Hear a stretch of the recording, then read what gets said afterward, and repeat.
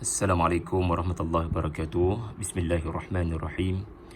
Ada satu ayat dalam surah Al-Anbiya ini, ayat 36 hingga 37, yang mengajar saya bagaimana unsur-unsur kisah, termasuk kisah Nabi di dalam Al-Quran sallallahu alaihi wasallam, ia tidaklah sebatas ataupun terbatas kepada sekadar paparan daripada masa lampau, cerita-cerita perihal musuh-musuh Nabi dan zaman berlakunya kejadian, iaitulah di Makkah.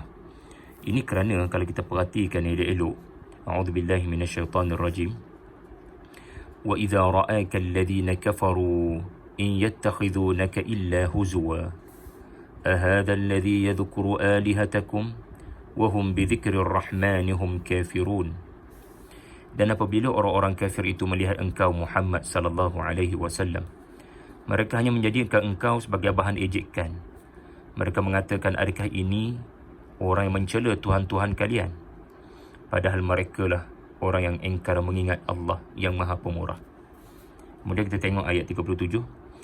Khuliqal insanu min ajal sa'urikum ayati fala tasta'jilun.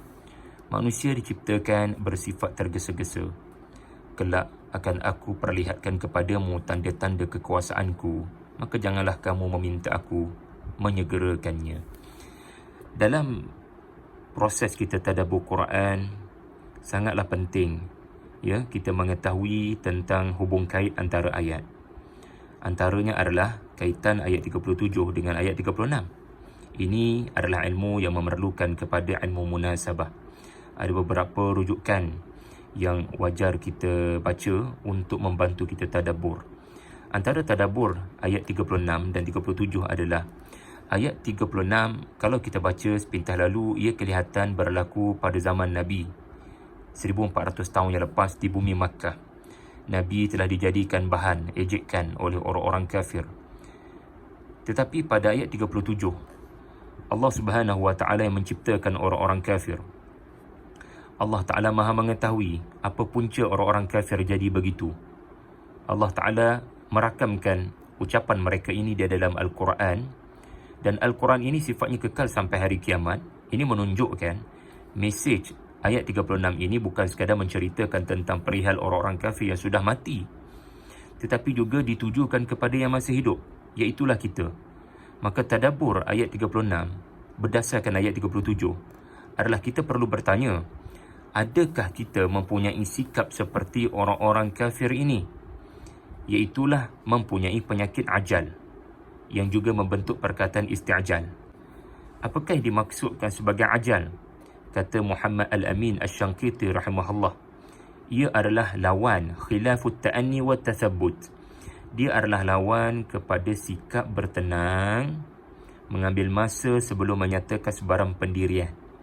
Jadi kalau kita tengok kepada ayat 36, secara zahirnya ucapan mereka adalah perli Nabi, tetapi secara batinnya ia datang daripada sikap terlalu cepat membuat kesimpulan, tergesa-gesa menurut hawa nafsu dan emosi dan barangkali followers, sehingga kan mereka lupa untuk memerhatikan dengan teliti siapa yang mereka caci, siapa yang mereka ejek berkenaan.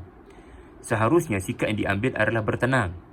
Dan kata Burhanuddin Al-Biqai rahimahullah, pahlawan penting dalam ilmu munasabah, tetapi beliau tidak, saya tidak mahu mengambil pendapat munasabah beliau. Saya cuma nak sebut antara yang beliau sebut adalah ayat 36 ini menunjukkan betapa manusia itu punya kelemahan, dan bukan sifat Allah mempunyai kelemahan tersebut. Maha suci Allah daripada mempunyai sikap ajal, jauh sekali isti'jal.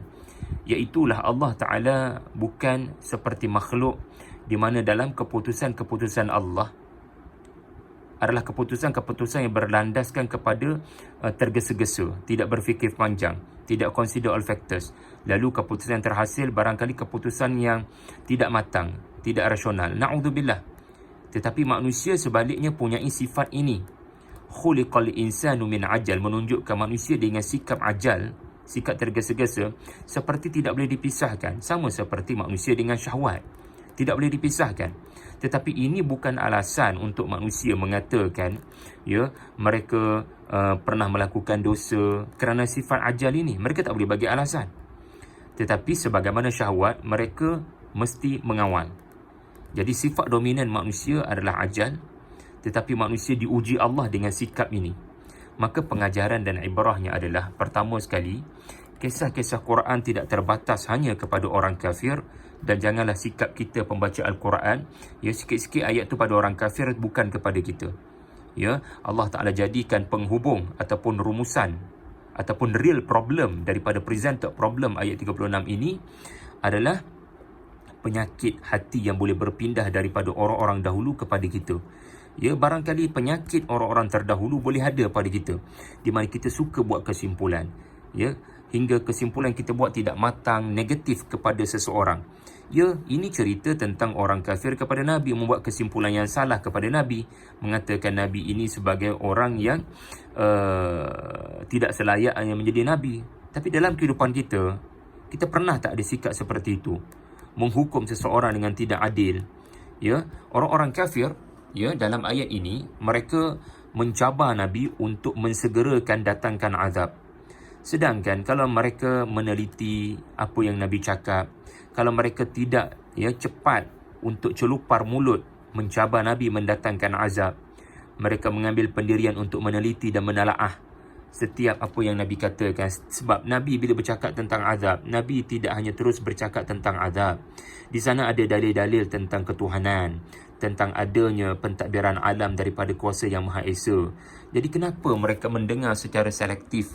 Kenapa mendengar secara untuk tujuan mempetikai Nabi dengan mengatakan mana azab datang kalah segera, sedangkan ayat-ayat sebelumnya yang Nabi bacakan tidak pula diperhatikan. Jadi jangan jadi orang yang terlalu, ya, cepat provokasi, cepat emosi, sedangkan, ya, kita diberikan Allah telinga untuk mendengar, ya, dan consider all factors kepada sesuatu yang kita dengar.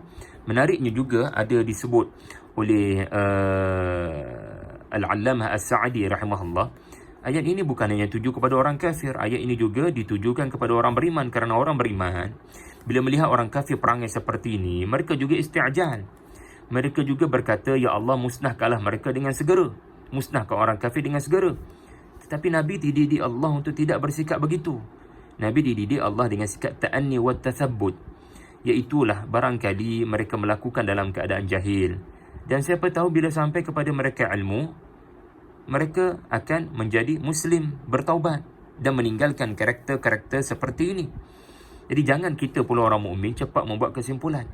Jadi subhanallah, ya, nampak tuan-tuan, ya, macam mana cantiknya dalam suratul Anbiya, surah 21 ini, antara pelbagai bukti-bukti kisah-kisah Quran tidak hanya terbatas kepada pembentangan sejarah, tetapi membongkarkan perangai manusia.